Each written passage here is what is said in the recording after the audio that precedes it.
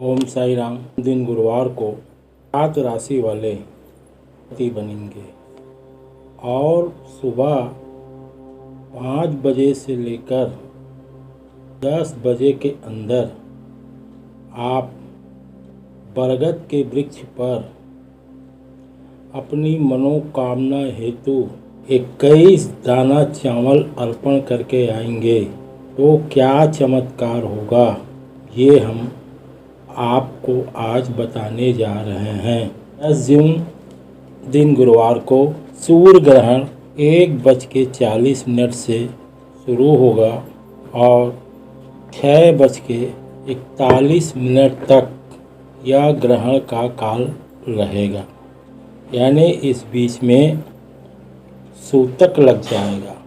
सूर्य ग्रहण के पहले आप अपनी पूजा पाठ कर सकते हैं, क्योंकि इस दिन गुरुवार है, अमावस्या भी है, शनि जयंती भी है और सभी प्रकार का सिद्ध योग है। तो आप ग्रहण काल में आप अपने घर पर श्री साईं चरित्र का पाठ 5 अध्याय करें एवं श्री साईं बाबा की चालीसा को 11 मरते आप करें इस सूत काल में।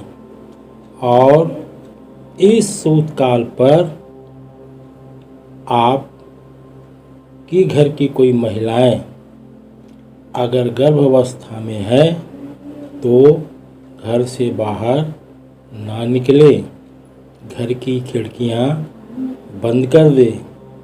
सूत काल में अगर आप भोजन एवं आपका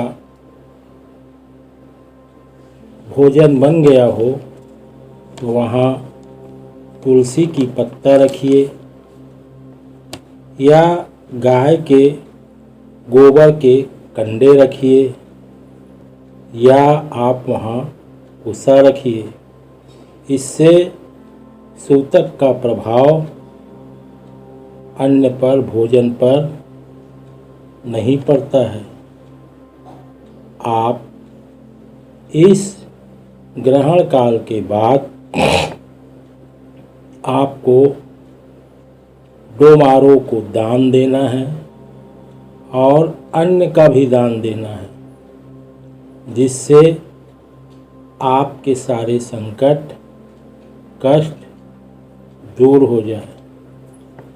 आइए आपको उन राशि वाले जो करोड़पति बनेंगे, जिनका प्रमोशन नहीं हो रहा है उनका प्रमोशन होगा, जो विदेश जाने के लिए प्रयास कर रहे हैं उनको विदेश जाने में सफलता मिलेगी, जो व्यापार में बहुत दिनों से मंद गति से धीरे चल रहे हैं उनकी व्यापार में सफलता मिलेगी और जिनका शादी विवाह नहीं हो रहा है उनका शादी विवाह भी करेगा तथा इस राशि वाले का भाग्य का प्रभाव पड़ेगा और वह राशि है मकर, मेष, कर्क, कन्या, तुला, धनु, मीन, मिथुन।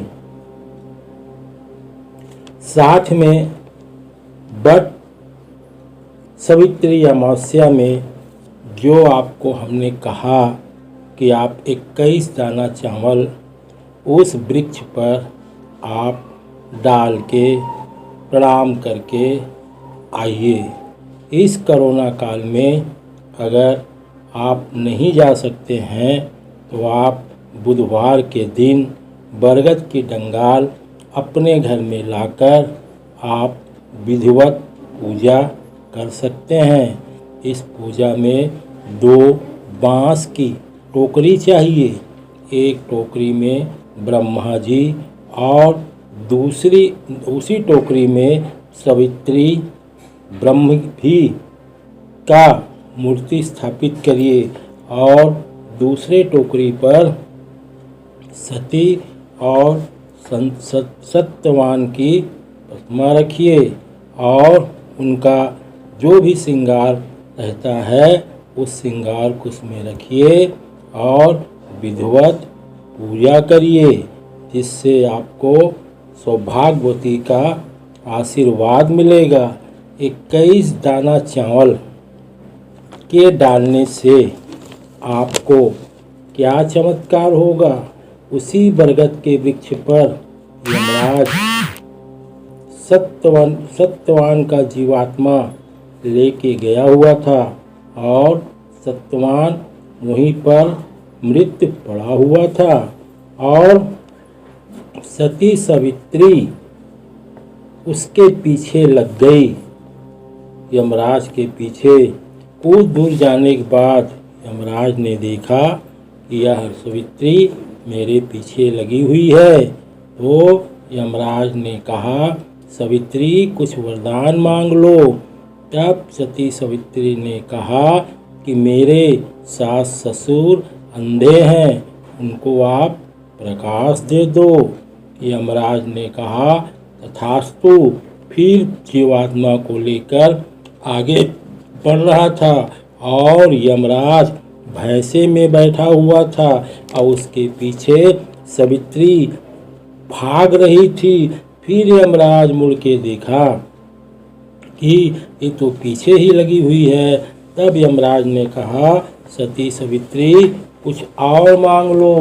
तब सती सावित्री ने कहा कि मेरे सास ससुर की खोई हुई राज्य को प्रदान कर दो। यमराज ने कहा, एवमस्तु। इस प्रकार यमराज आगे बढ़ा और आगे बढ़ने के बाद देखा सावित्री मेरे पीछे फिर भी लगी हुई है। तब यमराज ने सोचा कि ये सती सावित्री सत्य की है, क्योंकि ईश्वर का जो नियम है वह टल नहीं सकता है। इसके सारे शब्द बोलने के बाद भी यमराज ने कहा, और आपको क्या चाहिए। तब सती सावित्री ने कहा कि मुझे सत्यवान से 100 पुत्र की माँ बनना चाहती हूँ। और यमराज ने आशीर्वाद दिया और जिस जीवात्मा को यमराज लेकर जा रहा था यमराजपुरी, उसको छोड़ दिया।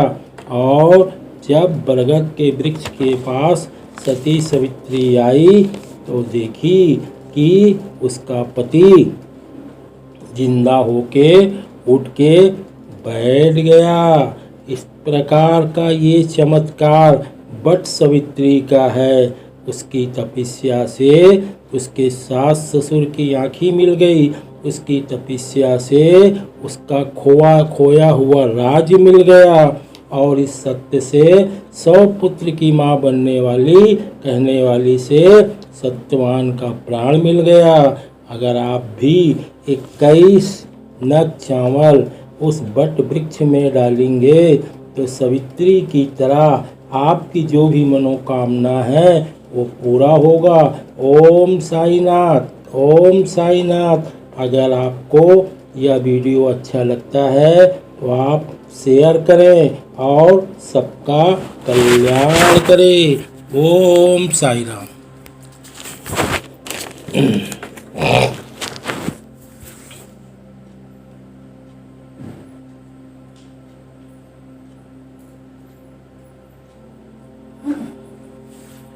दे दे इसको। कहाँ है?